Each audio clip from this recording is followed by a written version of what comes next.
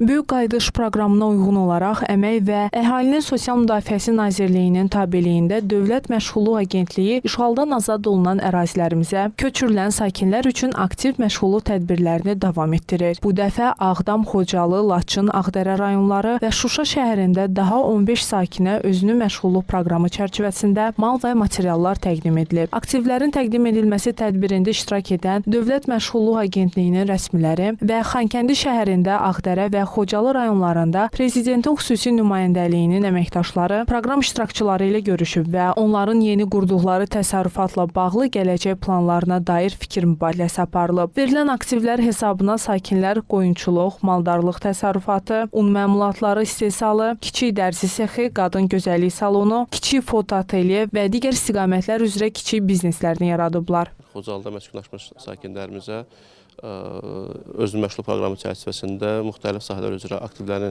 təmin edilməsi mərasimi həyata keçirdik və bu mərasimdə biz ondan çox vətəndaşımıza aktivlərin verilməsini təmin etdik. Bu günləri yığışdıq, özünə məşğulluq çərçivəsində müraciət etmişdik. Avadanlıqla bağlı, kötançılıqla bağlı yığışmışdıq. Bu gün təqdimatımızdır.